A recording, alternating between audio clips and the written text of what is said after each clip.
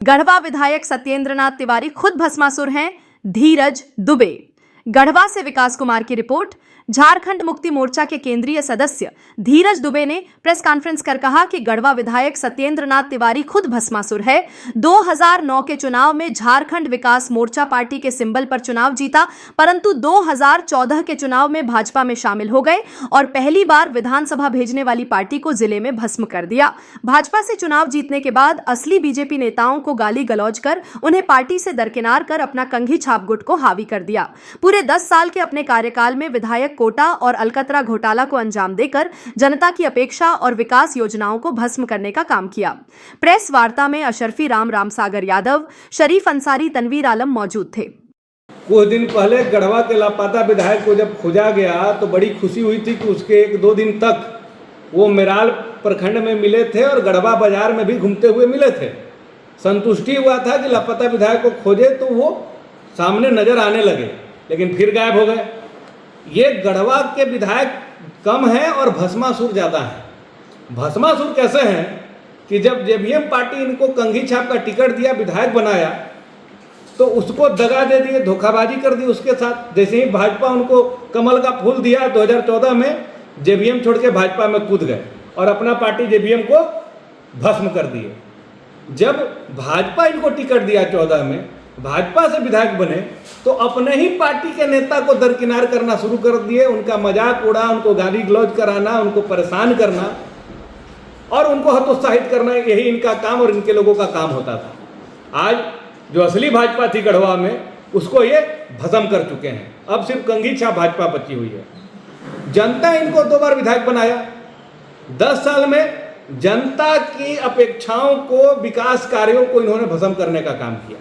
कोई विकास योजना इन लोग धरातल पर ये उतारने का काम नहीं किए।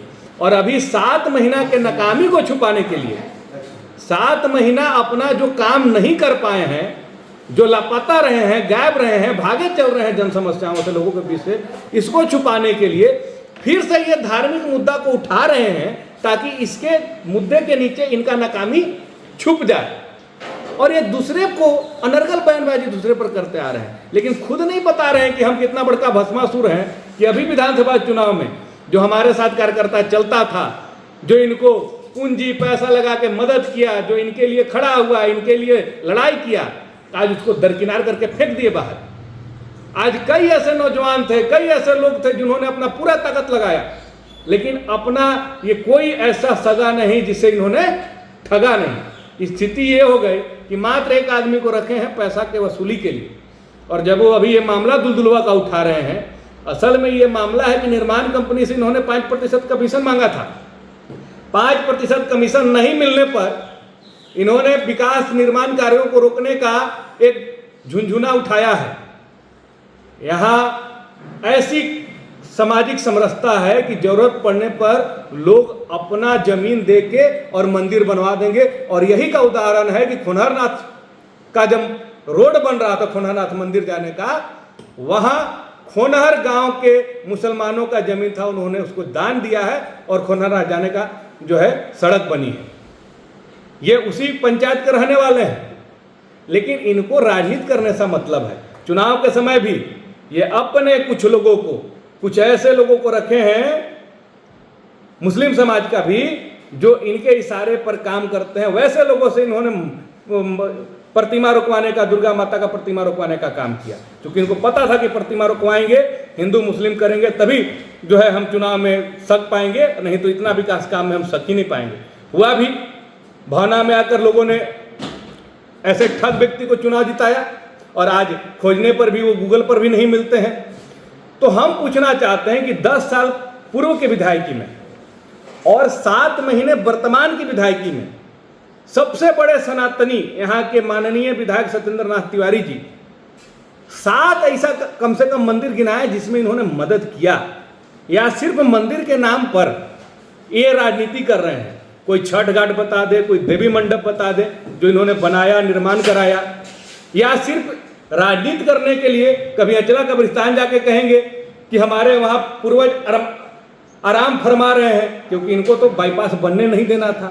ये तो सोच रहे थे कि इस पर फ्लाईओवर बनेगा नहीं, बाईपास निर्माण रुकवा देंगे पूर्व मंत्री मिथिलेश ठाकुर का किरकिरी होगा, हमारा राजनीति रोटी सेका जाएगा। तो ये इस तैयारी में लगे थे, लेकिन इसमें सफल नहीं हो पाए।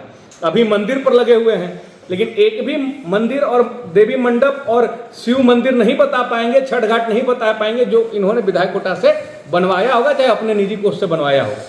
और पूर्व मंत्री जी से क्या तुलना करते हैं? इनके पंचायत में, इन्हीं के घर में खोनहरनाथ मंदिर का सौंदर्यीकरण, उसका बाउंड्री वाल, उसका सड़क निर्माण और पूरा मंदिर का कायाकल्प करने का काम पूर्व मंत्री जी ने किया है। तोरण द्वार बनाने का काम किए। आप पूर्व मोड़ से आगे बढ़िएगा तो बिरहा बाबा में हनुमान मंदिर बनाने का काम किए, टंडवा में आइएगा तो गोरिया बाबा का मंदिर बनाने का काम किए, महुलिया में छठ घाट बनाने का काम किए, माँ गढ़देवी का तोरण द्वार बनाने का काम किए, माँ गढ़देवी के गुंबज में ट्रस्टी कमेटी को 5 लाख रुपया दिए कि उसमें ऊपर में जो गुंबज बन रहा है उसमें सोना का परत चढ़े। आगे बढ़ेंगे तो लगमा में तालाब के बीचों बीच सूर्य मंदिर बनाने का काम उन्होंने किया। मेराल में पुरबारा टोला पर देवी मंडप में 2.5 लाख का सहयोग दिया और वहां पे भी एक मंडप में उन्होंने सहयोग किया। आप संगवरिया चले जाइए, गोंदा चले जाइए, उड़सुगी में दुर्गा मंदिर बनवाने का काम किया, जाटा के तेनार में दुर्गा मंडप में सहयोग किया, जाटा के ढोटी में शिव मंदिर में सहयोग किया, जाटा के मेन जो जाटा है वहां पे सूर्य मंदिर में सहयोग किया, कई छठ घाट बनवाए, कई चबूतरा बनाए, खडिया में सुंदर मंदिर बनाए, भजनवा टोला पर रंका में कम से कम 80 मंदिर और कम से कम 150 हमको लगता है कि चबूतरा का निर्माण माननीय मंत्री जी ने अपने छोटे से कोरोना के बाद का जो 5 साल का कार्यकाल था उसमें इन्होंने कराने का काम किया। लेकिन एक गिनाने के लिए वर्तमान विधायक के पास नहीं है, लेकिन राजनीति करने के लिए कह दीजिए मंदिर और मस्जिद पर, तो इनको पता है कि हमको कैसे राजनीति करना है, कैसे झूठ बोलना है, कैसे ठगना है, कैसे हिंदू मुस्लिम में लोगों के भावना को भड़काना है। तो ये भस्मासुर से गढ़वा की जनता वाकिफ हो गई है, जानती है कि इनको सिर्फ अब अपने से मतलब हो गया है। जो आसपास लोग थे अब उनको भी उधर किनार कर चुके हैं। आज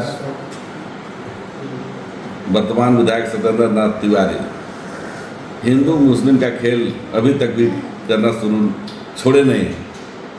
जब यह विधायक नहीं थे और फ्लाईओवर का काम चल रहा था बाईपास का, अंचला में इनको पता था कि रोड नहीं बन पाएगा, फ्लाईओवर नहीं बन पाएगा, तो अंचला के मुसलमानों के पास जा करके यह मुसलमानों को खुश करने के लिए यह बोलते थे कि हमारे बाप दादा, हमारे पूर्वज इस कब्रिस्तान में लेटे हुए हैं, मैं किसी भी कीमत पर अपने बाप दादाओं के सीने पर गाड़ी को नहीं चलने दूंगा।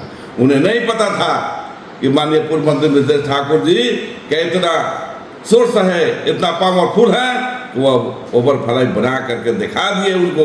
इनको तो लग रहा था कि यह ओवरफ्लाई नहीं बन पाएगा और अपना हम राजनीति सीख लेंगे। तो कब ये क्या कहेंगे, इनको अपने याद नहीं रहता है या नहीं समझ पाता है कि हमको क्या करना है। इसलिए सारे लोग यहाँ के हिंदू मुसलमान जान गए हैं कि सिर्फ हिंदू मुसलमान मंदिर मस्जिद सिवा और कुछ नहीं कर पाएंगे। आने वाला 2029 के चुनाव में जनता इनको सबक सिखा देगी।